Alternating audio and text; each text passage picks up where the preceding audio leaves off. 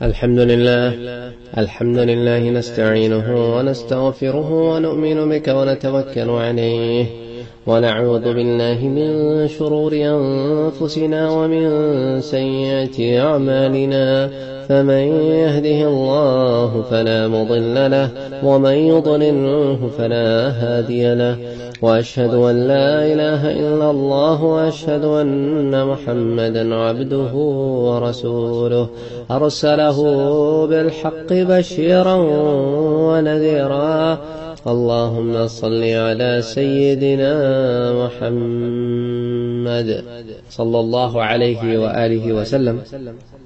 انشاءاللہ آج کے درس میں ہم غزوہ احد کے ان تمام واقعات کو ڈسکس کرنے کی کوشش کریں گے جو میدان جنگ میں پیش آئے۔ ہم نے اس بات کو ڈسکس کیا کہ کس طرح کفار مکہ سے نکل کر احد پر پہنچے۔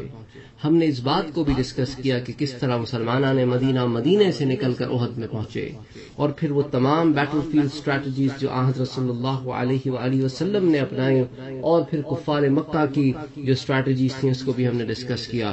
تو انشاءاللہ آج کے اس درس کا فوکس غزوہ احد ہوگا، اور آج کے درس کی ابتدا میں مخیرق النضری الاسرائیلی کے واقعے سے کرنا چاہتا ہوں۔ یہ یہود کے بنو نذیر قبیلے کا فرد تھا اور ان کا ایک بہت بڑا عالم تھا۔ یہ حضور پر نور کو ان کی نشانیوں کے باعث خوب پہچانتا تھا، کیونکہ یہ نشانیاں وہ تورات میں پڑھ چکا تھا، لیکن اپنے آبائی دین سے اس کو اس قدر محبت تھی کہ اس کے دل نے اس کو اس بات کی اجازت نہیں دی کہ وہ حضرت صلی اللہ علیہ وآلہ وسلم پر کھل کر ایمان لے آئے۔ تو غزوہ احد کے دن جب ہفتے کے دن سورج طلوع ہوا تو یہ شخص اپنی قوم کی طرف نکلا۔ اللہ نے اس پر ایک خصوصی رحمت فرمائی۔ اس نے اپنی قوم کو جمع کیا اور کہا کہ اے گروہ یہود، بخدا تم جانتے ہو کہ محمد مصطفیٰ کی امداد تم پر فرض ہے، چلو اس فرض کو ادا کریں۔ آئے ہائے، وہ کہنے لگے کہ آج تو ہفتے کا دن ہے، ہمارے لیے آج جنگ کرنا ممنوع ہے۔ اس نے کہا یہ سب تمہاری من گھڑت باتیں ہیں، سنو میں تو جا رہا ہوں۔ اس نے اپنے وارثوں کو بلایا اور وصیت کی کہ اگر میں اس لڑائی میں مارا جاؤں تو میرا سارا مال جمع کر کے حضرت صلی اللہ علیہ وآلہ وسلم کی خدمت میں پیش کر دینا، پھر ان کی مرضی جیسے چاہیں اس کو خرچ کریں۔ پھر ہتھیار سجا کر میدان جنگ کا رخ کیا، اور جس وقت لڑائی اپنے عروج پر تھی یہ گھس گیا اور آخر دم تک لڑتا رہا، یہاں تک کہ اللہ کی راہ میں اس نے جان دے دی۔ سرکار عالم کو جب اس کے بارے میں پتا چلا تو آپ نے فرمایا مخیرق خیر یہود، کہ تمام یہودیوں سے بہتر مخیرق ہے، کہ ایک تو حق کو پہچان لیا، پھر حق کے لیے وہ جان دے دی جو دی ہوئی حق کی تھی، کہ حق تو یہ ہے کہ حق ادا نہ ہوا۔ احد کے دن حضرت صلی اللہ علیہ وآلہ وسلم نے اپنی تلوار نکال کر فرمایا من یأخذ ھذا السیف بحقہ، کون آدمی ہے اس کو میں یہ تلوار اس شرط پر دوں کہ آج اس کا حق ادا کر دے۔ کئی صحابہ کرام اٹھے، مگر حضرت صلی اللہ علیہ وآلہ وسلم اپنی تلوار کھینچ لیتے۔ آخر حضرت ابو دجانہ جو سماک ابن خرش ہیں کھڑے ہوئے، کہنے لگے حضرت صلی اللہ علیہ وآلہ وسلم ما حقہ یا رسول اللہ صلی اللہ علیہ وسلم، اے اللہ کے پیارے رسول اب یہ بتا تو دیجئے کہ اس کا حق کیا ہے۔ اللہ کے رسول نے فرمایا ان تضرب به العدو حتى ينحني، اس کا حق یہ ہے کہ اس سے تم دشمن پر وار کرتے رہو، پے در پے وار کرتے رہو یہاں تک کہ یہ ٹیڑھی ہو جائے، اس کا حق یہ ہے۔ اس پہ حضرت ابو دجانہ نے عرض کی کہ اللہ کے رسول میں اس شرط پر یہ تلوار لینے کے لیے تیار ہوں۔ حضور اکرم صلی اللہ علیہ وآلہ وسلم نے انہیں تلوار عطا فرما دی۔ پھر حضرت ابو دجانہ کا ایک سرخ رنگ کا دوپٹہ ہوا کرتا تھا جسے عصابۃ الموت کہتے تھے، یعنی موت کا دوپٹہ۔ انہوں نے وہ دوپٹہ نکالا اور اپنے سر پر باندھا، اور یہ نشانی ہوا کرتی تھی کہ جب ابو دجانہ یہ باندھتے تو لوگوں کو یقین ہو جاتا کہ اب دشمن کی خیر نہیں۔ پھر تلوار لے کر حضرت ابو دجانہ ایسے اترا کے چلنے لگے، پٹا سر پہ باندھا ہوا ہے اور اترا کے چل رہے ہیں۔ محمد مصطفیٰ نے جب اپنے غلام کی یہ کیفیت دیکھی تو کہا کہ خدا کو یہ چال ناپسند ہے مگر سوائے اس قسم کے موقع پر۔ جہاں مقصد دشمن پر روب ڈالنا ہو، نہ جس اس کے کہ اپنی بڑائی بیان کرنی ہو۔ اچھا، یہاں پر ایک بڑا انٹرسٹنگ میں آپ کو بات بتاتا چلوں کہ حضرت صلی اللہ علیہ وآلہ وسلم کے پھوپھی کے لڑکے ہیں حضرت زبیر، یعنی آپ کے کزن ہیں، پھوپھی کے بیٹے ہیں حضرت زبیر، آپ کی پھوپھی صفیہ کے لڑکے ہیں۔ حضرت زبیر نے کہا کہ جب حضرت نے اپنی تلوار نکالی نا تو میں نے بھی اپنے آپ کو پیش کیا کہ حضرت صلی اللہ علیہ وآلہ وسلم کی تلوار مجھے عطا فرما دے، اور حضرت زبیر جو ہے نا وہ تلوار کا بڑا ماہر آدمی، بہت ماہر آدمی تھا۔ ان کے واقعات آپ بدر میں تو پڑھ ہی چکے ہیں، تو اور پھر آپ احد میں بھی دیکھیں گے کہ اللہ نے کتنا ان کو تلوار پر عبور دیا تھا، اور بڑا بہادر آدمی تھا۔ تو حضرت زبیر کو اللہ کے رسول نے تلوار نہیں دی اور ابو دجانہ کو دے دی۔ تو حضرت زبیر فرماتے ہیں کہ مجھے اس بات کا بڑا رنج ہوا کہ میں تو ان کی پھوپھی صفیہ کا لڑکا تھا، مجھے تلوار نہیں دی اور ابو دجانہ کو دے دی۔ تو وہ کہنے لگے کہ میں نے سوچا کہ اچھا میں دیکھتا ہوں جس شخص کو حضرت صلی اللہ علیہ وآلہ وسلم نے تلوار دی ہے آخر وہ کون سا ایسا کارنامہ انجام دیتا ہے۔ تو حضرت زبیر کہتے ہیں کہ میں نے دیکھا کہ ابو دجانہ نے اپنے سر پر وہ سرخ رنگ کا دوپٹہ باندھا اور تلوار کو لہراتے ہوئے میدان جنگ میں گھس گئے اور یہ رجز پڑھتے رہے، انا الذی عاہدنی خلیلی، انا الذی عاہدنی خلیلی ونحن بالسبح الذی النخیلی، الا اقوم الدہر فی القیول اضربوا بسیف اللہ والرسول۔ میں وہ ہوں جس کے ساتھ میرے خلیل نے یہ اس وقت معاہدہ کیا تھا جب ہم کھجوروں کے پاس دامن کوہ میں تھے کہ میں ساری عمر پچھلی صفوں میں کھڑا نہیں رہوں گا اور اللہ اور اس کے رسول کی یہ تلوار چلاتا رہوں گا۔ یہ کہہ کر وہ گھس گئے جنگ میں، جہاں پہ خوب زیادہ گرما گرمی چل رہی تھی وہاں گھس گئے اور پشتوں کی پشتے الٹاتے چلے گئے۔ کوئی حضرت زبیر کے سامنے ٹکتا نہ تھا تو حضرت ابو دجانہ کے سامنے ٹکتا نہ تھا۔ تو حضرت زبیر کہنے لگے کہ میں نے دیکھا کہ دور سے ایک کافر آ رہا ہے، بڑا گرجتا ہوا اور بڑا دھاڑتا ہوا، اور جو مسلمان اس کی راہ میں آتا اس کو زخمی کر دیتا یا اس کا کام تمام کر دیتا۔ وہ جناب آگے بڑھ رہا ہے، ابو دجانہ ادھر سے آگے بڑھ رہے۔ حضرت زبیر کہتے ہیں میرے دل میں یہ خواہش آئی اور میں نے دعا کی کہ اللہ آج ان دونوں کا ٹکراؤ ہو جائے، آخر ہم بھی تو ابو دجانہ کی شجاعت کے جوہر دیکھیں۔ تو کہنے لگے چند لمحوں کے بعد دونوں کا آمنا سامنا ہو گیا اور دونوں ایک دوسرے پر جھٹ۔ آخر اس مشرک نے خوب تاک کر ایک بھرپور وار کیا اور حضرت ابو دجانہ نے اس وار کو اپنے سر پر روک لیا، لیکن جب پھر حضرت ابو دجانہ نے وار کیا تو وہ اس کو روک نہ سکا اور گر گیا۔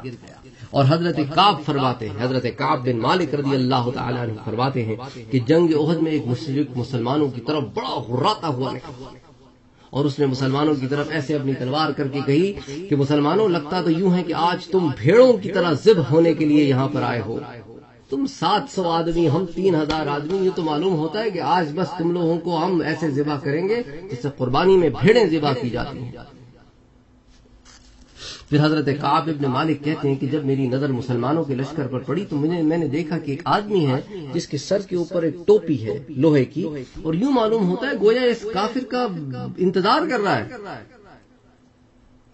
پھر وہ مسلمان آگے بڑھا اور وہ جناب اس کافر کے پیچھے جا کے کھڑا ہو گیا، اور میں جو ہوں وہ دونوں کو دیکھ رہا ہوں اور دونوں کی تلواروں کا موازنہ کر رہا ہوں، دونوں کے اسلحے کا، دونوں کی زروں کا۔ لیکن میں نے اس یہ نتیجہ نکالا کہ یہ کافر تو بہت زیادہ لیس ہے، اس کی تلوار بھی مسلمان سے اچھی ہے، اس کی زرہ بھی مسلمان سے اچھی ہے۔ اب میں پریشان کہ یہ مسلمان جو اتنی جگری سے اتر تو آیا اس کو مارے گا کیسے؟ اب جناب دونوں میں گھمسان کی جنگ شروع ہوئی، ادھر اس نے تلوار چلائی، اس نے مسلمان نے اس کا جواب دیا، ادھر مسلمان نے تلوار چلائی، وہ اس نے اس کا جواب دیا۔ پھر موقع پاتے ہی میں نے دیکھا کہ مسلمان نے زور سے تلوار ماری نہ کہ اس کی پشت کو چیرتی ہوئی اس کی ٹانگوں سے نکل گئی اور وہ جناب دھڑام سے زمین پر گر گیا۔ اب میں بڑا حیران پریشان کہ یہ کون جوان مرد ہے جس نے یہ کام کیا؟ تو وہ شخص میری طرف مخاطب ہوا، اپنے چہرے پر سے اس نے ٹوپی اٹھا لی اور کہا کیف ترا یا کعب، کعب کیا حال ہے، کیسا لگا تمہیں یہ منظر؟ انا ابو دجانہ، میں ابو دجانہ ہوں۔ محمد مصطفیٰ نے جس کو تلوار دی تھی تو اس نے اس کا حق ادا کیا کہ نہیں؟ پھر حضرت زبیر فرماتے ہیں کہ میں نے دیکھا کہ ابو دجانہ ایک وقت ایک ایسے مقام پر پہنچ گیا کہ سامنے اس کے ہندا جو بنت عتبہ جو ابو سفیان کی بیوی تھی وہ آ گئی، جو شیر کہہ کر اپنی قوم کو ابھار رہی تھی، مسلمانوں کے خلاف جنگ پہ اکسا رہی تھی۔ میں نے دیکھا کہ ابو دجانہ نے اپنی تلوار اس پہ سونتی تو صحیح لیکن پھر کھینچ کے پیچھے ہٹ گیا۔ جب میری ملاقات ابو دجانہ سے ہوئی تو میں نے اس سے کہا یہ کیا کیا تم نے؟ تم چاہتے تو اس کی گردن مار دیتے۔ تو پتہ ہے ابو دجانہ نے کیا جواب دیا؟ اس نے کہا وَكَرِهْتُ أَنْ أَضْرِبَ بِسَيْفِ رَسُولِ اللَّهِ صلی اللہ علیہ وسلم امرأة لا ناصر لها۔ مجھے کراہیت محسوس ہوئی، مجھے یہ بات پسند نہیں آئی کہ میں محمد مصطفیٰ کی دی ہوئی تلوار سے ایک عورت کو قتل کروں، اور وہ بھی ایک ایسی عورت کو کہ جس کے آس پاس اس کو کوئی بچانے والا نہ ہو۔ کیا مرد ہم اسی دن کے لیے رہ گئے ہیں کہ عورتوں کو جو نہتی ہوں وہ مارتے پھریں؟ اچھا حضرت زبیر کا حال سنیں۔ ایک مشرک میدان میں نکلا اور اس نے للکار کر کہا کہ حل من مبارز، آج کوئی ہے تم مسلمانوں میں سے جو مجھ سے آگے بڑھ کے مقابلہ کرے؟ اس نے دوسری دفعہ کہا، کسی کی ہمت نہ ہوئی۔ اس نے تیسری دفعہ کہا، کسی کی ہمت نہ ہوئی۔ پھر حضرت زبیر سے رہا نہ گیا۔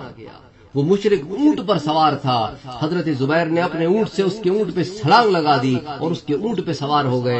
اب مسلمان اور یہ کافر یہ منظر دیکھ کے پریشان ہیں کہ تلواروں سے اونٹ پر لڑائی ہو رہی ہے۔ آئے ہائے، محمد مصطفیٰ صلی اللہ علیہ وسلم نے بھی یہ منظر دیکھا، اپنے صحابہ سے کہا کہ جو شخص اونٹ سے پہلے گر جائے گا وہ ہار جائے گا۔ اور ہوا یہی کہ دونوں کا آپس میں لڑائی چل رہی ہے، اونٹ کے اوپر سوار ہیں۔ حضرت زبیر نے ایسی ضرب ماری کہ وہ اونٹ سے گر گیا، پھر حضرت زبیر نے اس کے اوپر چھلانگ لگا دی اور اس کا سر کاٹ کے پھینک دیا۔ اس بے مثال جرت پر حضور نے زبیر کی بڑی تعریف فرمائی، اور اللہ کے رسول نے فرمایا کہ ہر نبی کا ایک حواری ہوتا ہے اور میرا حواری زبیر ہے۔ پھر فرمایا کہ اگر زبیر اس کے مقابلے کے لیے میدان جنگ میں نہ نکلتا تو میں خود اس کی دعوت قبول کرتا۔ تو اللہ کے رسول صلی اللہ علیہ وآلہ وسلم ایک بہت بہادر آدمی تھے۔ اچھا اب آپ صدیق اکبر کا مقام دیکھیں، صدیق اکبر کا مقام دیکھیں۔ جنگ میں ایک ایسا وقت آیا کہ صدیق اکبر کا بیٹا عبد الرحمن جو ابھی مسلمان نہیں ہوئے تھے، وہ میدان جنگ میں کفار کی طرف سے نکلے اور کہا کہ کوئی ہے مسلمانوں میں سے جو میرے مقابلے پر نکلے؟ اور یہاں ابو بکر کا مقام دیکھیں کہ تلوار سونت کر کھڑے ہو گئے کہ آج اپنے بیٹے کا کام تمام میں خود کروں گا۔ ایک باپ کے لیے بہت مشکل ہوتا ہے، بیٹے کے لیے شاید اتنا مشکل نہ ہوتا ہو باپ سے لڑنا، لیکن باپ کے لیے بیٹے سے لڑنا زیادہ مشکل ہوتا ہے، کیونکہ باپ بڑا شفیق ہوتا ہے اپنی اولاد پر، اور باپ بھی ابو بکر جیسا ہو جس کے بارے میں محمد مصطفیٰ نے فرمایا کہ ارحم امتی بامتی ابی بکر، وہ باپ ہو۔ حضرت ابو بکر کھڑے ہو گئے، حضرت صلی اللہ علیہ وآلہ وسلم نے ابو بکر سے کہا کہ ابو بکر ٹھہر جاؤ، اپنی تلوار میان میں ڈال لو اور اپنی جگہ واپس چلے جاؤ، اپنی ذات سے ہمیں ابھی اور فائدہ اٹھانے دو۔ تو حضرت ابو دجانہ، طلحہ بن عبید اللہ، اسد اللہ و اسد رسولہ سیدنا حمزہ، اسد اللہ الغالب سیدنا علی بن ابی طالب، انس بن نضر، سعد بن ربیع رضی اللہ تعالی عنہم اجمعین، یہ سارے کے سارے بڑی بے جگری سے اس دن لڑے، بڑی بے جگری سے لڑے، اور قلیل التعداد، تھوڑی سی تعداد ہونے کے باوجود ان کی صفوں کی صفیں الٹاتے چلے گئے۔ حضرت خالد بن ولید نے وہ جو تیلا تھا نا جس کے اوپر 50 آپ صلی اللہ علیہ وآلہ وسلم نے تیر انداز متعین فرمائے تھے، وہ عنین کی طرف سے جو مسلمانوں کی وہاں پیٹھ ہوتی تھی جب جنگ لڑ رہے تھے، وہاں سے خالد نے 3 دفعہ حملہ کیا، اور گھوڑوں پہ سوار خالد، اس کے ساتھ 200 سوار، اور حضرت خالد ابن ولید اور پھر اکرمہ ابن ابی جہل، یہ دونوں نے حملہ کیا اور ان کو مجبور کر دیا تیر اندازوں نے to retreat. They tried 3 times and they failed miserably. They could not cross the archers. ادھر ان کا وہ حال ہے گھوڑوں کا کہ وہ پیچھے سے حملہ کرنے میں ناکام ہو رہے ہیں، یہاں مسلمان آگے بڑھتے چلے جا رہے ہیں، اور یہ تھوڑے سے لوگ، یہ 650 لوگ جو ہیں، کیونکہ 50 تو ٹیلے پہ ہیں، یہ 650 کا جو لشکر ہے وہ 3000 کی پٹائی لگا رہا ہے اور 3000 بھاگ رہا ہے۔ اور وہ وقت ہے کفار کی عورتیں، کفار کے وہ شرفا زادیاں، وہ دف بجا بجا کے گانے گا رہے ہیں، وہ قبیلہ بنو عبد الدار کے لڑاکوں کو جوش دلا رہی ہیں، کیونکہ وہ علم بردار تھے نا، تو سارے ان کے اطراف لڑ رہے تھے. کہنے لگی وحیم بنی عبد الدار وحین وحمات الادبار ضربا بکل بطار. واہ واہ عبد الدار کے بیٹوں، آہا واہ واہ عبد الدار کے بیٹوں، اے پشتوں کی حفاظت کرنے والوں، ہر کاٹنے والی تیز تلوار سے دشمن پر کاری ضرب لگاتے چلو، بڑھتے چلو، مارتے چلو.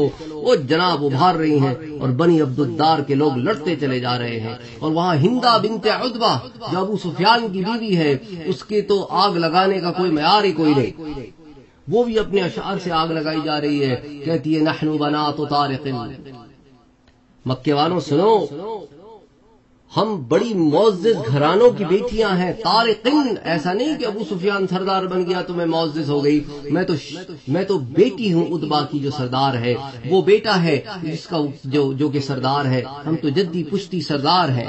نحن بنات طارقن نمشی علی النمارق. ہمارے تو شاہانہ پن کا انداز یہ ہے کہ ہم تو قالینوں پر چلتی ہیں. ہم عام فرش پہ چلنے والی عورتیں نہیں ہیں، ہم کوئی عام عورتیں نہیں ہیں. الدر فی المقانق، موتی ہمارے گلوں میں ہے. والمسک فی المفارق، اور ہماری مانگوں میں مشک بھرا ہے. صرف تیل سے کام نہیں چلتا ہمارا. ہم مانتی ہیں یہ سارا عیش و عشرت برداشت تم کرتے ہو، مگر خدا کی قسم ان تقبلوا نعانق، اگر آج کے دن تم مسلمانوں پر حاوی ہو گئے تو ہم تمہیں اپنے گلوں سے لگا لیں گی. او تدبروا نفارق، اور اگر پیٹ پھیر کے بھاگو گے تو خدا کی قسم چھوڑ دیں گی. فراق غیر وامق، اور تمہیں چھوڑنے کا ہمیں ذرا برابر افسوس نہیں ہوگا. اس طرح کہتے کہ اپنے مردوں کو ابھار رہی ہیں کہ کسی طرح بس بدر والا حال نہ ہو. اور اللہ کے رسول صلی اللہ علیہ وآلہ وسلم کی انکساری دیکھیں کہ سرکار دو عالم ہیں، اللہ کے حبیب ہیں، اور اللہ کے حضور التجا کرتے ہیں. کہتے ہیں اللہم بک اجول وبک اصول وفیک اقاتل حسبی اللہ ونعم الوکیل. اے اللہ میں تیری قوت کے ساتھ ہی دشمن پر حملہ بولتا ہوں، اور تیری قوت کے ساتھ ہی ان پہ حملہ کرتا ہوں، اور تیری رضا کے لیے ان سے جنگ کرتا ہوں. کافی ہے مجھے اللہ، اور وہ بہترین مدد کرنے والا ہے، بہترین وکیل ہے، بہترین کارساز ہے. یہ التجا ہے محمد مصطفیٰ کی، یہ عجز ہے، یہ انکساری ہے. اچھا وہاں میدان جنگ کا حال سنیں. اس زمانے میں جو علم بردار، جو فلیگ بیرر ہوتا تھا، اس کی وجہ سے ساری جنگ چل رہی ہوتی تھی. جو دور جاتا وہ دیکھتا کہ میرا فلیگ کھڑا ہے کہ نہیں. کھڑا ہے تو اس کا مطلب ہے ابھی ہم جنگ لڑ رہے ہیں. گر گیا اور تھوڑی دیر تک کسی نے نہیں اٹھایا تو پھر یہ ساروں کے چھکے چھوٹتے اور بھاگنے لگتے. اب حضرت علی مرتضی رضی اللہ تعالی عنہ کا آپ مقام دیکھیں. اور اسی اسنا میں کافر کے علم بردار طلحہ بن ابی طلحہ نکلا. اس نے للکار کے کہا کہ حل من مبارزن، مسلمانوں میں سے کوئی ہے جو میرے ساتھ آ کر نبرد آزما ہو، پنجہ آزمائی کرے. یہ بنی عبد الدار کا وہ آدمی ہے، یہ کفار کا فلیگ بیرر ہے.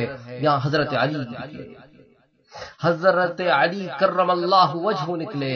اور یہاں مسلمانوں کی صفیں ہیں، وہاں کفار کی صفیں ہیں. دونوں کے صفوں کے درمیان دونوں حضرت علی کا اور طلحہ بن ابی طلحہ کا مقابلہ. وہ وہاں سے وار کرے، حضرت علی یہاں سے وار کرے. اور حضرت علی نے جو ایک وار کیا تو پھر وہ زمین پر گر پڑا. اور وہ تو ایک وار کا بھی نہیں تھا جو اتنی شیخیاں بگاڑ رہا تھا. اور جب زمین پر گرا تو اس کی شرم کا کھل کے ننگی ہو گئی. اور اللہ نے اس بدبخت کو بتا دیا کہ شیخیاں بگاڑنے والے، دیکھ تیرا میں نے کیا حال کیا ہے. ادھر طلحہ بن ابی طلحہ گرا تو اس کا بھائی ابو شیبہ عثمان بن ابی طلحہ نے آگے بڑھ کے جھنڈا پکڑ لیا. تو حضرت حمزہ نکلے اور انہوں نے اس کا کام کر دیا. جو ادھر وہ گرا تو اس کا بھائی ابو سعد بن ابو طلحہ وہ آگے بڑھا اور اس نے آ کے جھنڈا پکڑ لیا. تو حضرت سعد بن ابی وقاص نے اپنے کمان میں تیر رکھ کے چلایا تو اللہ نے اس کا کام تمام بھی کر دیا. ادھر جب تینوں بھائی گر گئے تو طلحہ بن ابی طلحہ کا جو بیٹا تھا مصافع بن طلحہ، اس نے آگے بڑھ کے جھنڈا پکڑا. تو حضرت عاصم بن ثابت بن ابی اقلح نے تیر کا نشانہ مار کے اس کو موت کے گھاٹ اتار دیا. اس کے بعد مصافہ کا بھائی حارث بن طلحہ نے آگے بڑھ کے جھنڈا پکڑا تو حضرت عاصم نے اس کا کام بھی کر دیا. تو جب وہ زمین پہ گرا تو اس کی ماں سلافہ بنت سعد دوڑی چلی آئی, اپنے بیٹے کو کے سر کو گود میں اٹھا کے رکھا, بیٹے سے پوچھا کہ تیرے ساتھ یہ حال کس نے کیا ہے؟ تو وہ کہنے لگا کہ میں اس شخص کو نہیں جانتا, بس اتنا جانتا ہوں جب اس نے تیر چلایا تو تیر چلانے سے پہلے کہنے لگا خذھا وانا ابن اقلا, یہ لے میرا تیر اور یاد رکھ میرا نام ابن اقلا ہے. تو سلافہ نے نظر مانی کہ اگر عاصم ابن ثابت کا سر اس کے ہاتھ کبھی آیا تو اس کے سر کو اس کے سر میں بھر کے شراب اس کو پیالہ بنا کے پیوں گی, اور جو شخص میرے پاس عاصم بن ثابت کا سر لائے گا اس کو 100 اونٹ دوں گی.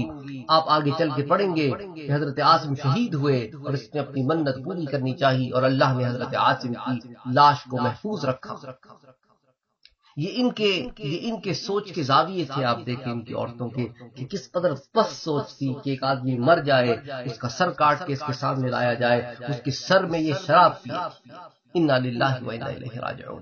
پھر جب دوسرا بھی گر گیا تو تیسرا بیٹا طلحہ کا آگے بڑھا, اس کا نام کلاب تھا. اس نے آگے بڑھ کے جھنڈا پکڑا تو حضرت زبیر ابن عوام نے آگے بڑھ کے اس کا کام تمام کیا. پھر اس کے بھائی جراس نے آگے بڑھ کے جھنڈا پکڑا تو اس کا حضرت طلحہ بن عبید اللہ نے کام تمام کیا.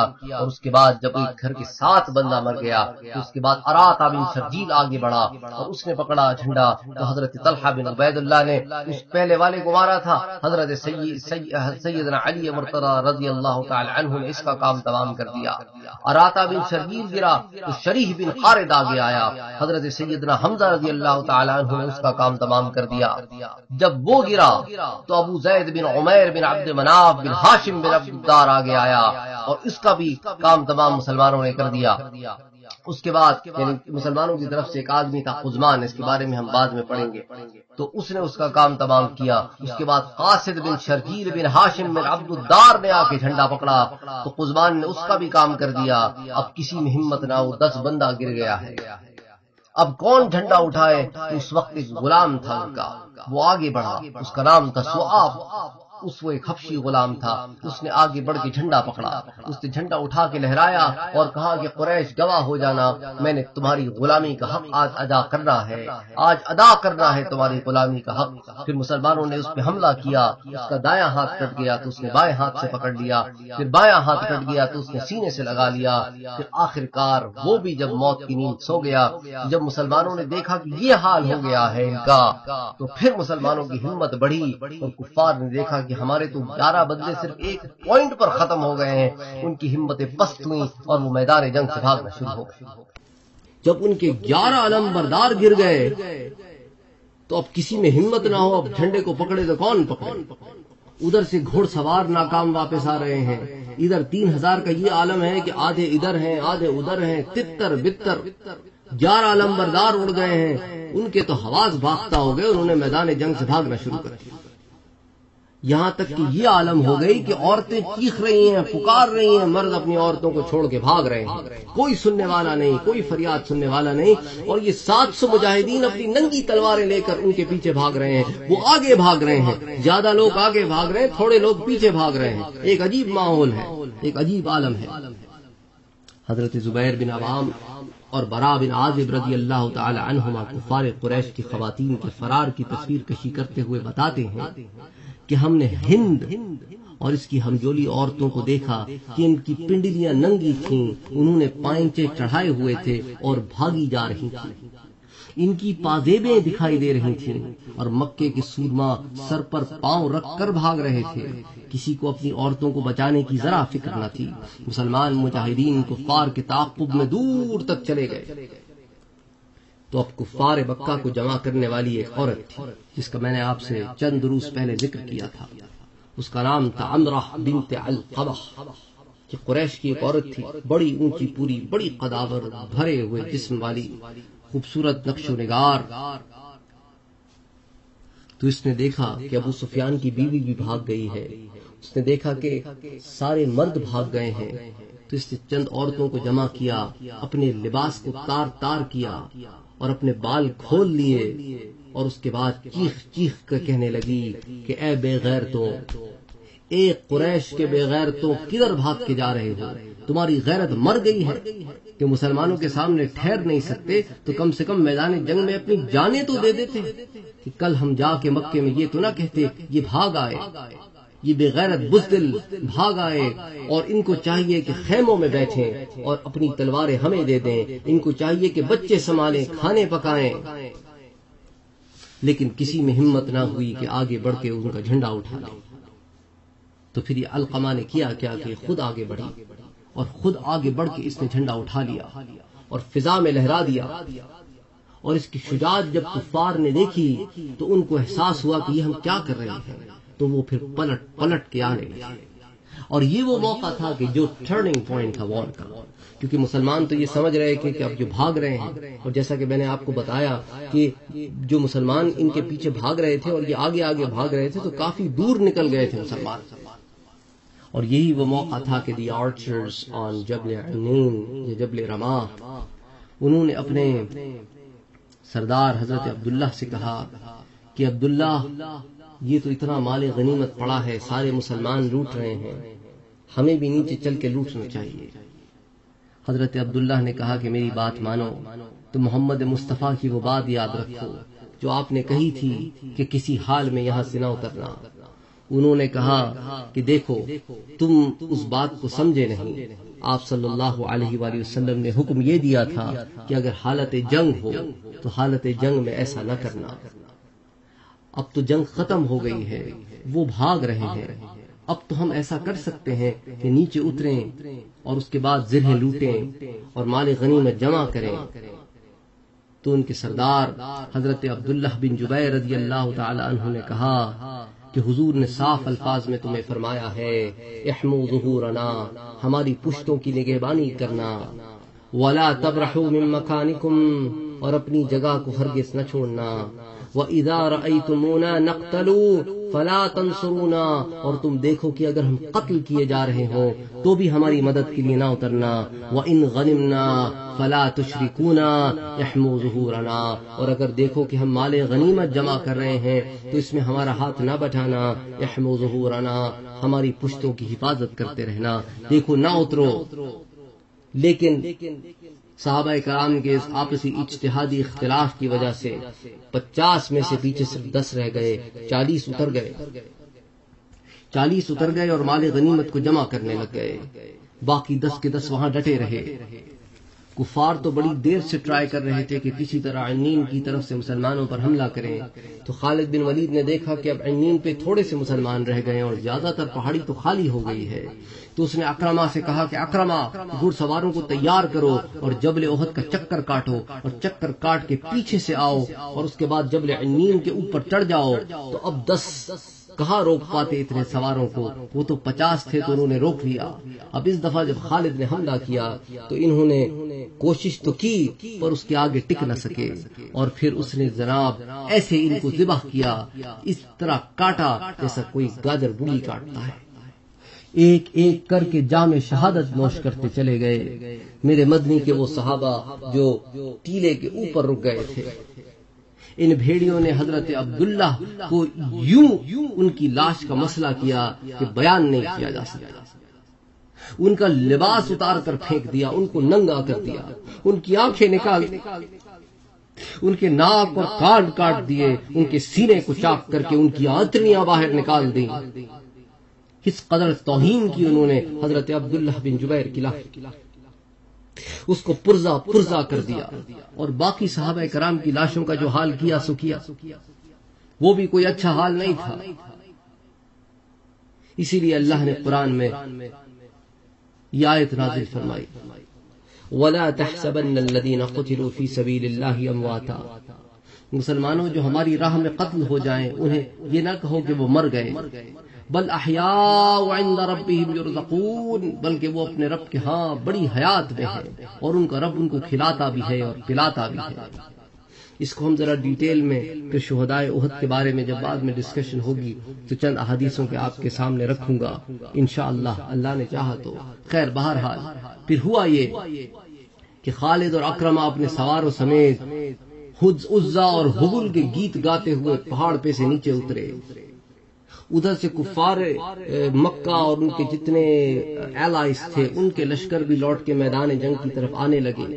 مسلمان بیچارے پتہ نہیں تھا ان کو، وہ سمجھ رہے تھے جنگ ختم ہو گئی، وہ مال غنیمت کو لوٹنے میں لگے ہوئے تھے. اور باقی جو پیچھے بھاگ بھاگ کے کفار کو دور تک لے گئے تھے وہ بھی بہت دور تھے. تو یہاں سے وہ لوٹ آئے، پیچھے سے خالد آئے، تو بیچ میں جو مسلمان تھے وہ گویا یوں پسے جیسا کوئی سینڈوچ کر دیا جاتا ہو بنوں کے درمیان. تو آپ دیکھتے ہیں نا کہ بن کے درمیان کیسے ہوتا ہے سینڈوچ، دونوں طرف سے بن اس کو پکڑ لیتا ہے. اسی طرح پیچھے سے خالد بن ولید کا لشکر ہے، آگے سے یہ آ رہے ہیں کفار، ہزاروں کی تعداد ہے ان کی، اور وہ مسلمان جو اس کے لیے ریڈی بھی نہیں تھے، وہ جناب ان کا وہ حال ہوا کہ اللہ معاف کرے.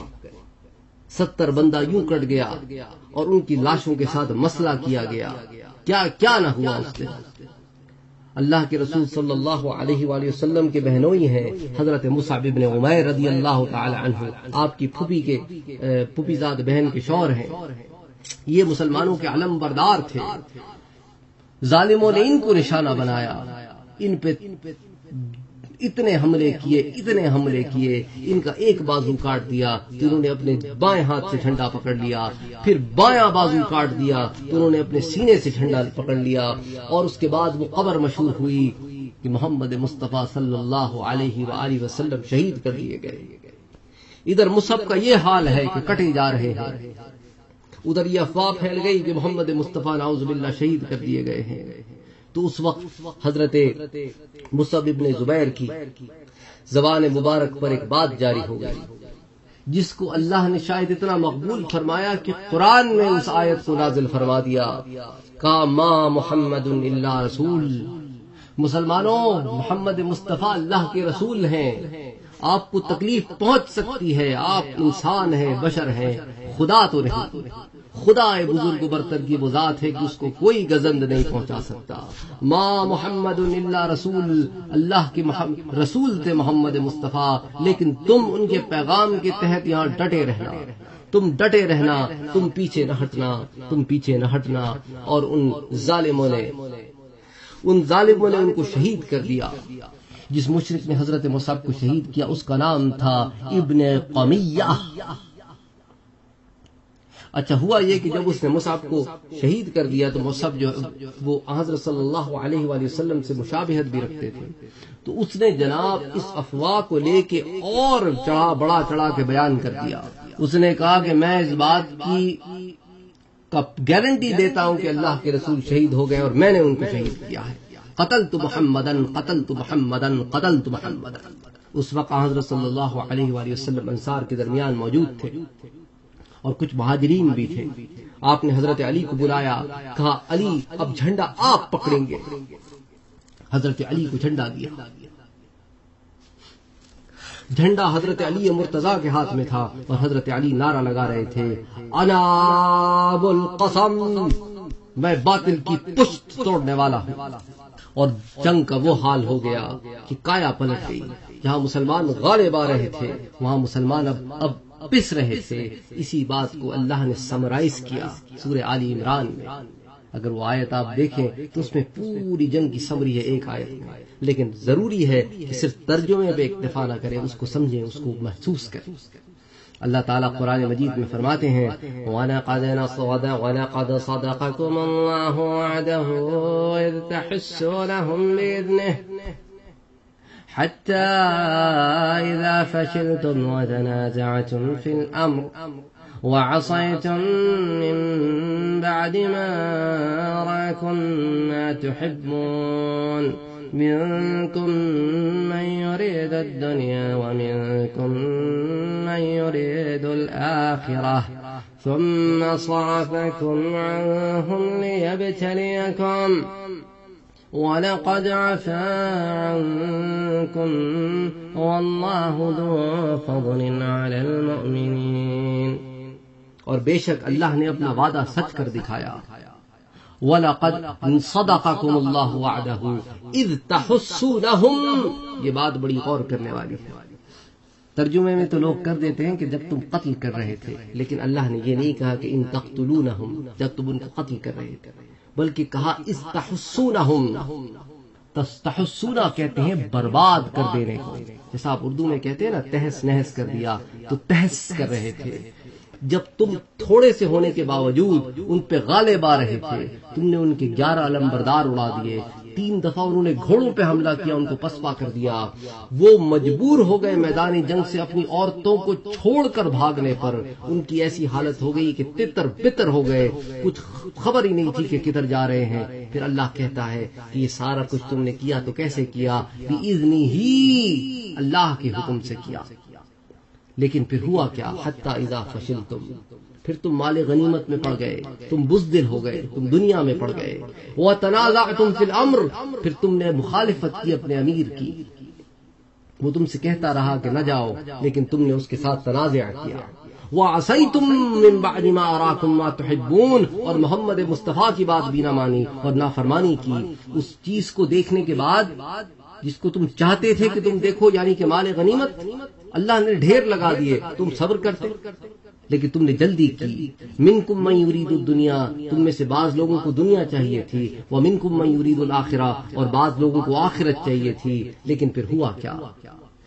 ثم صرفکم، اللہ نے تمہیں ہٹا دیا ان کے تعاقب سے، تو ثم صرفکم عنہم لیبتلیکم، ہٹا دیا تم کو، لیکن یہ تمہاری جتنی غلطی تھی اس کے اندر تمہاری انٹینشنز بری نہیں تھی، کام بڑا غضبناک تھا لیکن انٹینشنز بری نہیں تھی، تم سے اجتہادی غلطی ہوئی تھی، تو پھر اللہ جو غفور الرحیم ہے اس نے کیا کیا؟ وَلَقَدْ عَفَا عَنْكُمْ، اس نے تمہیں معاف کر دیا، آئے ہائے اس نے تمہیں معاف کر دیا۔ وَاللَّهُ ذُو فَضْلٍ عَلَى الْمُؤْمِنِينَ، اللہ تو مومنین پہ بڑا فضل کرتا ہے، بڑا کرم کرتا ہے۔ اب ان آیتوں کو ذرا سامنے رکھیں تو وہ لوگ جو صحابہ کرام کی غلطیاں ہی چنتے ہیں، جب اللہ معاف کر دے تو پھر ہم غلطیاں چنتے پھرے، تو پھر کون بے وقوف ہے؟ ہم بے وقوف ہوئے نا، اللہ کہے میں نے معاف کر دیا، ہم کہیں ہم نے تو معاف نہیں کیا۔ خیر بہرحال، اور یہ وہ وقت تھا کہ ایک عجیب عالم ہو گیا مسلمانوں کا۔ کچھ لوگ تو ایسے تھے کہ جب ان کو پتا چلا کہ حضرت صلی اللہ علیہ وآلہ وسلم شہید ہو گئے تو ان کے تو حوصلے پست ہو گئے اور ان سے لڑا بھی نہیں گیا، وہ تو جنگ کے دوران سائڈ پہ ہو کے کھڑے ہو گئے، اب ہم جنگ کیسے کریں جب محمد مصطفیٰ ہی نہیں رہے۔ لیکن بعض ایسے بھی تھے جو وہاں ڈٹے رہے، اور بعض ایسے تھے جن کا یہ حال ہو گیا کہ وہ بھاگ کر مدینے میں جا گھسے، کچھ پہاڑ کے اوپر چڑھ گئے، لیکن کچھ ایسے تھے جو وہاں موجود رہے اور مشرکین سے لڑتے رہے اور ان کے ساتھ برابری سے مقابلہ کرتے رہے، اور جو بھاگ کر مدینے چلے گئے وہ بعد میں واپس آئے، اس کا بھی ذکر میں بعد میں انشاءاللہ آپ سے کروں گا کہ اللہ نے ان کو بھی معاف کر دیا۔ تو اگر کوئی اس بات کو لے کر ایشو بناتا ہے کہ دیکھو صحابہ کرام تو مدینے بھاگ گئے، ارے اللہ کے بندوں پھر اللہ نے معاف بھی تو کر دیا، اور وہ مدینے کیوں بھاگے تھے؟ وہ اپنی جان بچانے کو نہیں بھاگے تھے، ان کی ہمت ہی نہیں پڑی جب محمد مصطفیٰ ہی نہیں رہے، وہ ان کی محبت کا تقاضا تھا، پھر اللہ نے ان کو معاف کر دیا۔ جب اللہ نے معاف کر دیا تو ہم اور آپ کون ہوتے ہیں ان پر انگلیاں اٹھانے والے؟ اور حضرت انس بن نضر والے واقعے کو میں آپ کے سامنے ذکر کرنا چاہتا ہوں کہ حضرت انس بن نضر کا گزر کچھ لوگوں پر ہوا جو ہاتھ پر ہاتھ دھرے پڑے ہوئے تھے چپ چاپ۔ حضرت انس بن نضر نے کہا کہ بھئی کس کا انتظار کر رہے ہو، چلو میدان جنگ کی طرف۔ کہا اللہ کے رسول قتل کر دیے گئے۔ حضرت انس بن نضر نے کہا تو اب آپ کے بعد تم لوگ زندہ رہ کر کیا کرو گے؟ اٹھو اور جس چیز پر محمد مصطفیٰ نے جان دی ہے تم بھی جان دے دو۔ اس کے بعد کہا اے اللہ، ان لوگوں نے یعنی مسلمانوں نے جو کچھ کیا ہے اس پر میں تیرے حضور معذرت کرتا ہوں، اور ان لوگوں نے یعنی مشرکین نے جو کچھ کیا ہے اس سے میں برات اختیار کرتا ہوں۔ اور یہ کہہ کر آگے بڑھے تو حضرت سعد بن معاذ رضی اللہ تعالی عنہ سے ملاقات ہو گئی۔ انہوں نے دریافت کیا کہ اے ابو عمر کہاں جا رہے ہو؟ حضرت انس نے جواب دیا آہا جنت کی خوشبو کا کیا کہنا، احساس میں اس احد کے پرے محسوس کر رہا ہوں۔ اس کے بعد آگے بڑھے اور مشرکین سے لڑتے ہوئے شہید ہو گئے۔ خاتمہ جنگ کے بعد انہیں پہچانا نہ جا سکا، یہاں تک کہ ان کی بہن نے انہیں محض ان کی انگلیوں کے یہ جو ہوتے نا فنگر پرنٹ سے پہچانا کہ یہ میرا بھائی ہے۔ ان کو اتنے نیزے اتنے تلوار کے زخم لگے اور ان کو اتنی تیر لگی کہ صحابہ کرام when counted there were 80 of them، اور کچھ لوگ جو مدینے بھاگ کر داخل ہو گئے ان کا گزر ام ایمن رضی اللہ تعالی عنہا پہ ہوا تو ام ایمن نے انہیں خوب ڈانٹا انہیں. آخر محمد مصطفیٰ کو پال پوس کے بڑا جو کیا تھا ام ایمن نے خوب ڈانٹا. کہا ایسا کرو تم خیموں میں جاؤ چرخا کاٹو ہمیں اپنی تلواریں دو ہم جا کر کے لڑیں گے. ارے تم میدان جنگ سے بھاگ آئے کیسے مرد ہو. اور انہوں نے غیرت دلائی. اس کے بعد یہ یہاں سے نکلے اور واپس جا کر محمد مصطفیٰ صلی اللہ علیہ وآلہ وسلم کے ساتھ ایک دفعہ پھر جڑ گئے. یہاں میں امام بہقی کی وہ روایت پیش کرنا چاہوں گا جو حضرت مقداد بن عمر کی روایت ہے. دراصل اسے امام بہقی نے جمع کیا. وہ اس تمام جنگ کے بارے میں فرماتے ہیں کہ کفار نے ہمارا قتل عام شروع کر دیا, ہمیں بہت تکلیف اور دکھ پہنچایا اور اللہ کے رسول کو بھی اذیت پہنچائی. اس ذات کی قسم جس نے حضور کو حق کے ساتھ مبعوث فرمایا ہے یہ سارا کچھ ہو رہا تھا لیکن محمد مصطفیٰ اپنی جگہ سے ایک ہاتھ بھی پیچھے نہ ہٹے. حضور دشمن کے سامنے کھڑے تھے. صحابہ کا ایک گروہ حضور کی طرف لوٹ کر آتا تھا اور دوسرا دشمن پر حملہ کرنے کے لیے میدان میں پھیل جاتا تھا. میں بسا اوقات حضور کو دیکھتا کہ حضور کھڑے ہو کر اپنی دو کمانوں سے تیر چلا رہے ہیں, کبھی پتھر پھینک رہے ہیں, یہاں تک کہ دشمن آنکھوں سے اوجھل ہو گیا. حضور اس طرح اس مقام پر ثابت قدم رہے گویا حضور اکیلے نہیں بلکہ حضور کے آس پاس طاقتور جوانوں کا ایک دستہ ہے. سبحان اللہ. حضور اکرم صلی اللہ علیہ وآلہ وسلم بڑے بہادر آدمی تھے, بہت بہادر آدمی تھے.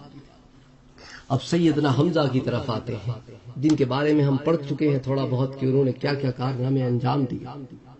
اب ان کی شہادت کے واقعے کی طرف آتے ہیں کہ وہ وحشی جو انتظار میں تھا حضرت حمزہ کی, کچھ اس کی روایت ہے ساتھ, کچھ اور لوگوں نے جنہوں نے جمع کیا ہے.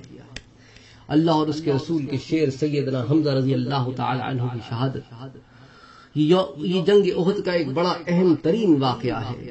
حضرت صلی اللہ علیہ وآلہ وسلم کو ان کی شہادت سے جو تکلیف ہوئی اس کو بیان کرنا مشکل ہے لیکن اس کے بارے میں کچھ عرض میں آپ سے انشاءاللہ بعد میں کروں گا. حضرت حمزہ نے جب کفار مکہ کے علم بردار ارتاد بن عبد شرجیل کو قتل کر دیا تو ان کا آمنا سامنا ایک مشرک سے ہوا جس کا نام تھا صباح بن عبد العزا الغبشانی.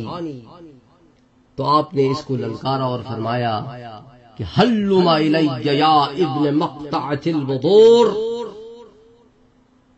ادھر آ میں تیرا کام کرتا ہوں. حمزہ کے مقابلے پہ نکل تو صحیح. جب صبا سامنے آیا تو ایک ہی بار میں حضرت حمزہ نے اس کا کام کر دیا. وحشی تو اس وقت تاک میں بیٹھا تھا کہ حضرت حمزہ رضی اللہ تعالی عنہ پہ حملہ کروں اور آپ کو شہید کر دوں. اچھا اس نے حضرت حمزہ کو دیکھا ہوا تو تھا نہیں, تو اس نے پہچانا کیسے حضرت حمزہ کو کہ اس نے دیکھا کہ ایک شخص مسلمانوں کی طرف سے صفوں کی صفیں الٹاتا ہوا چلا آ رہا ہے, اس کے سامنے ٹکتا کوئی نہیں. اچھا اس نے جنگ میں پارٹیسپیٹ نہیں کیا کیونکہ اس کا تو ایک ہی گول تھا حضرت حمزہ. تو اس نے اپنے ساتھ کھڑے ہوئے ایک مشرک سے پوچھا کہ یہ کون آدمی ہے جو مسلمانوں کی طرف سے چلا آ رہا ہے, اس کو روک کوئی نہیں پاتا. تو اس نے کہا کہ یہ حمزہ ہے. تو اس نے کہا اچھا یہ حمزہ ہے. تو وہ تو جناب حضرت حمزہ کے پیچھے سائے کی طرح لگ گیا. اور وحشی کہتا ہے کہ میں جب کوشش کروں حضرت حمزہ کو شہید کرنے کی تو حضرت حمزہ آگے نکل گیا. اب میں نے تاڑ لیا کہ یہ ایسا وقت ہے کہ اس کو میں استعمال کر سکتا ہوں. اور یہ بھی میں آپ سے ذکر کر چکا ہوں کہ اس کو جبیر ابن مطعم کیوں لائے تھے وحشی کو, کیونکہ جبیر ابن مطعم کے جو چچا تھے طعیمہ بن عدی, ان کو حضرت حمزہ نے قتل کیا تھا بدر میں. تو جبیر ابن مطعم ان کا بدلہ لینا چاہتے تھے. جبیر ابن مطعم بعد میں مسلمان ہوئے لیکن وہ اسی مقصد کے لیے وحشی کو لے کر آئے تھے. تو وحشی کہتا ہے کہ حضرت حمزہ چل رہے تھے اس کو قتل کرنے کے بعد صباح کو, اور آپ کا پاؤں ایک جگہ ایسے پھسلا نا تو آپ کا پیچھے سے جہاں جو زرہ تھی نا وہ اٹھ گئی. تو جہاں سے زرہ اٹھی تو میں نے تاک کر چھوٹے نیزے سے پوری قوت سے حملہ کیا اور جناب وہ بالکل آپ کی پیٹ مبارک میں لگ کے آپ کے بالکل ناف کے آر پار ہو گیا.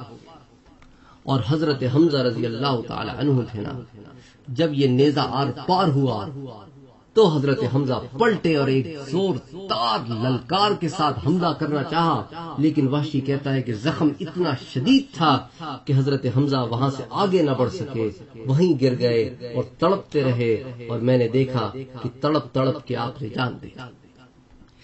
پھر اس کے بعد وحشی نے آپ کا پیٹ چاک کیا، آپ کا کلیجہ نکالا اور ہندا کے پاس لے کے آیا اور کہا کہ یہ حمزہ کا کلیجہ ہے۔ اس نے اسے چبایا، اسے نگلنا چاہا لیکن نہ نگل پائی تو تھونک دیا۔ پھر ہندا نے اپنے زیور اور کپڑے اتار کر وحشی کو دے دیا کہ یہ تیرا انعام ہے اور مکے جا کر اور انعام دو گی۔ پھر اس کے بعد کہنے لگی کہ چل میرے ساتھ چل، مجھے حمزہ کی لاش تو دکھا۔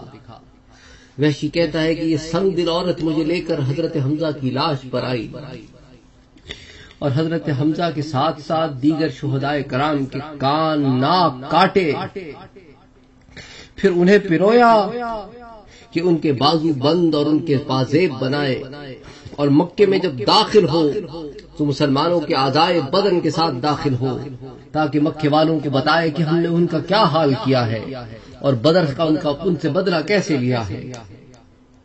وحشی کہتا ہے باقی ساری جنگ میں تو مجھے دلچسپی کوئی نہیں تھی، تو میں پھر اپنے کیمپ میں آ گیا، اپنے آقا کے ساتھ واپس مکے گیا، اس نے وعدے کے مطابق مجھے آزاد کر دیا۔ پھر میں مکے میں ہی رہنے لگا یہاں تک کہ مکہ فتح ہو گیا۔ میں بھاگ کر طائف چلا گیا کہ کہیں مسلمان مجھے مار نہ دے۔ جب طائف والے بھی مسلمان ہو گئے تو میں نے کہا کہ اب تو میرا بچنا مشکل ہے، اب دنیا مجھ پر تنگ ہو گئی ہے، تو یا تو میں یمن چلا جاؤں یا میں شام چلا جاؤں اور جو زندگی کے تھوڑے بہت دن ہیں وہ وہاں گزار لوں۔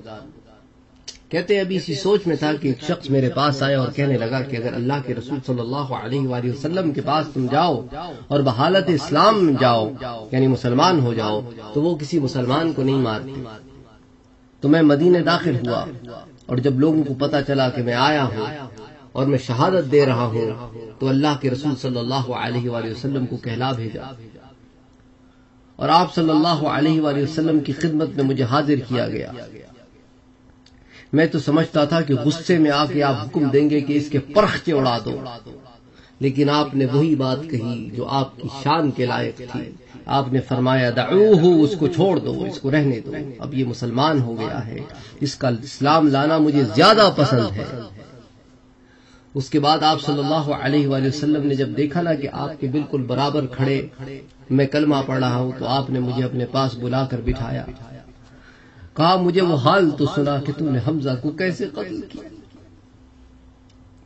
میں نے سارا حال تفصیل سے سنا دیا تو سن کر فرمایا وہی حق تیری خیر ہو، غیب وجہک عنی، اپنا چہرہ مجھ سے چھپا کے رکھنا، فلا راک، مجھے نظر نہ آنا، تجھے دیکھتا ہوں تو چچا یاد آتا ہے کہ کس حال میں اس کو پایا تھا کہ اس کے ناک کان آنکھ سب تم نے نکال کے کاٹ دیے تھے، اس کا جگر کاٹ دیا تھا، اس کا کلیج کا جسم چیر کے اندر سے آرگنز نکال دیے تھے، انتڑیاں نکال دی تھی، کیا حال کیا تھا میرے چچا۔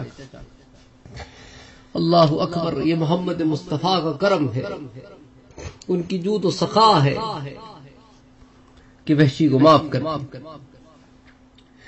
پھر حضرت صدیق اکبر کا زمانہ آیا اور مسیلمہ کذاب کے خلاف حضرت صدیق اکبر نکلے تو وحشی کہتا ہے کہ میں بھی جنگ میں شامل ہوا اور میں نے دیکھا کہ ایک ایسا موقع تھا کہ جس میں میں اس کا کام تمام کر سکتا تھا، مسیلمہ کذاب کا، تو میں نے اپنا نیزہ تولنا شروع کیا کہ اب وہ میری زد میں آئے تو میں اس کو ماروں۔ ادھر سے میں نے حملہ کیا، ادھر سے ایک انصاری نے حملہ کیا، پتہ نہیں اس کو مارا کس نے، بہرحال میں نے دیکھا کہ وہ زمین پہ بڑا تڑپ رہا اور اس کو ہم نے جہنم رسید کر دیا۔ تو وحشی ہمیشہ کہا کرتا کہ اگر میں نے اللہ کے رسول کے بعد سب سے بہتر آدمی کو شہید کیا ہے تو میں نے اللہ کے رسول کے بعد سب سے شریر ترین آدمی یعنی مسیلمہ ابن کذاب کو بھی قتل کیا ہے، یہ شرف میرے حصے میں ہے۔ حضرت سعد ابن وقاص سے مروی ہے، وہ کہتے ہیں کہ احد کے دن عبداللہ بن جحش نے مجھے کہا کہ آؤ ایک کونے میں چل کر دعا مانگتے ہیں،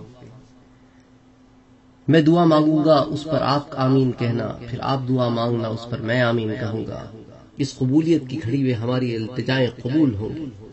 تو حضرت سعد کہتے ہیں کہ میں اور عبداللہ ایک کونے میں چلے گئے، پہلے میں نے دعا کے لیے ہاتھ کھڑا کیے اور عرض کی کہ اللہ کل یعنی یہ جمعے کے دن کا واقعہ ہے، کل یعنی ہفتے کے روز جب ہم دشمن سے نبرد آزما ہوں گے تو میرے مقابلے میں ایک طاقتور اور ماہر اور جنگجو قسم کا آدمی بھیجنا، میں تیری رضا کے لیے اس سے لڑوں اور اس سے جنگ کروں، اس پہ غالب ہوں، اس کو قتل کروں، اس کا تمام مال غنیمت، اس کا لباس، زرہ اور ہتھیار سب میرے قبضے میں آ جائیں۔ پھر حضرت عبداللہ نے میری دعا پر آمین کہا۔ پھر حضرت عبداللہ نے دعا کی کہ اللہ میں تیرے حضور عرض کرتا ہوں کہ میرے مقابلے میں ایک ایسا کافر بھیج جو بڑا قوی ہو اور فن حرب کا ماہر ہو، میں تیری رضا کے لیے اس سے جنگ کروں اور وہ مجھ سے جنگ کرے، آخر کار وہ مجھے قتل کر دے، پھر وہ مجھے پکڑ لے، میری ناک اور میرے کان کاٹ دے، اور جب میں روز قیامت تیرے حضور حاضر ہوں اور تو مجھ سے اس حالت میں ملاقات کرے کہ میری ناک اور میرے کان کٹ چکے ہیں، تو فرمائے کہ یا عبدی فیما جدع عنفک واذنک، اے میرے بندے کس جرم میں تیری ناک اور تیرے کان کاٹ دیے گئے، تو میں جواب دوں فیکا و فی رسولک، تیری محبت میں اور تیرے رسول کی محبت میں یہ کوئی جرم تھا کہ جس کی مجھے یہ سزا دی گئی میرے پاک پروردگار، یہ تیرے اور تیرے رسول کے عشق کا صلہ ہے۔ تو فرمائے کہ اے میرے بندے تو سچ کہہ رہا ہے۔ حضرت سعد بیان کرتے ہیں کہ حضرت عبداللہ نے جو دعا مانگی ان کو وہ ملی جو میں نے دعا مانگی، مجھے وہ ملی، اور خدا کی قسم اس کی دعا میری دعا سے بہتر تھی۔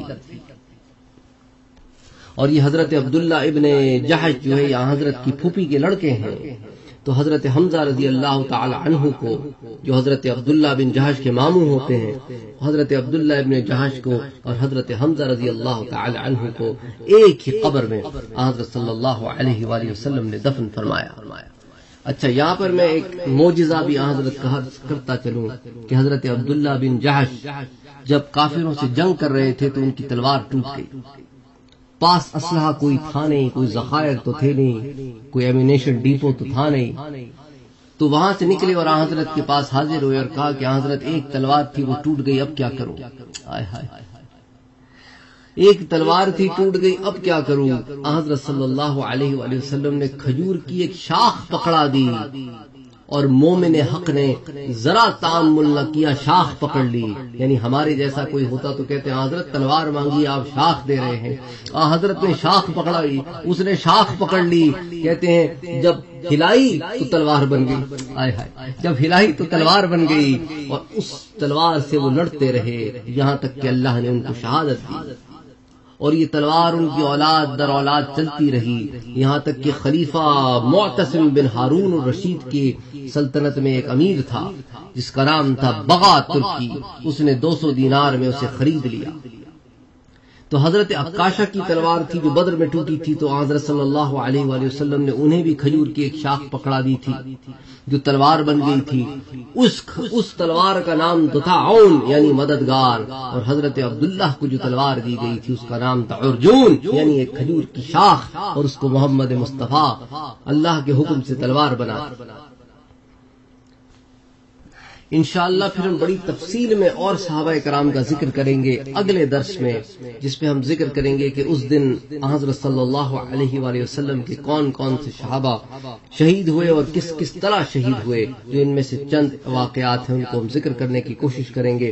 اور انشاءاللہ اس جنگ کا جو اگلا حصہ ہے جس میں حضرت صلی اللہ علیہ وآلہ وسلم کے محافظین ہیں انصار اور مہاجرین، اور آپ صلی اللہ علیہ وآلہ وسلم کو جو چوٹیں آتی ہیں، اور پھر جنگ جب ختم ہوتی ہے تو مسلمانوں اور کفار مکہ کے درمیان کیا واقعات پیش آتے ہیں، تو اگلے 2-3 درس میں انشاءاللہ پھر ہم احد کو کمپلیٹ کرنے کی کوشش کریں گے۔ آج کے درس میں ہم نے جنگ کا اس حصے کو کور کیا، پھر انشاءاللہ اگلے حصے کو پھر اگلے درس میں کور کریں گے۔ وما علینا الا البلاغ، اللهم صل علی سیدنا و مولانا محمد صلی اللہ علیہ وآلہ وسلم۔